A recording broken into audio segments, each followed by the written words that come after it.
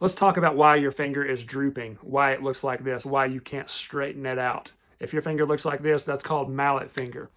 So that's actually a pretty stubborn and frustrating little injury to have. Typically it happens from a ball hitting it or some type of hard hit to the finger.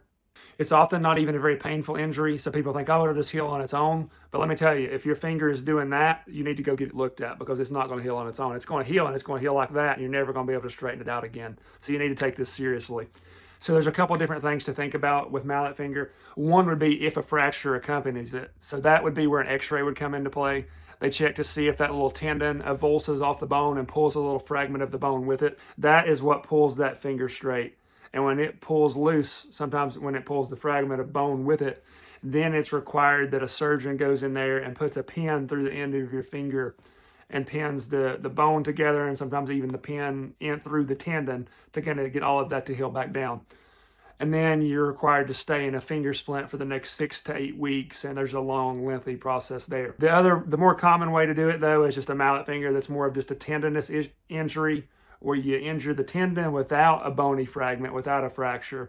And in this case, typically you can put it in what's called a Stax splint, S-T-A-X, or you can go get a custom one made where it just immobilizes the DIP joint. So you've got your PIP joint and your DIP joint. A common thing that people will do that messes them up big time when they have a mallet finger is they put themselves in a splint that immobilizes the entire finger.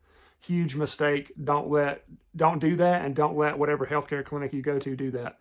That's going to create unnecessary stiffness at your PIP joint, and that can be a much bigger challenge than people realize. So you need something that immobilizes from the middle phalanx down, right below that crease, from there down, just that joint, and you want to keep it perfectly straight. Typically, the minimum time required for the mallet finger to heal that is not a fracture would be 4 weeks.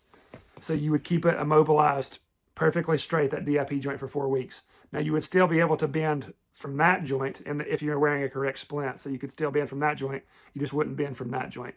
And you've got to be very careful as you're taking your splint on and off to clean your finger. Because if you take that splint off and your finger droops, then you have to start all over. Typically, that's how the protocol works. You want that tendon to kind of tighten back up, scar back down to your bone. That way, the extensor mechanism is strong enough and sturdy enough to actually extend your finger all the way. Now, let's talk about what happens once you've reached the end of your 4 weeks, or if you've had the pin in there and once you've reached your 6 to 8 weeks and the surgeon removes the pin. It's not like you go from wearing that splint and the entire time to not wearing it at all. You actually slowly, methodically wean off of the splint and monitor for any extensor lag. Any lag where it just gets stuck down like that or starts doing that again, then you have to go back to wearing the splint full time.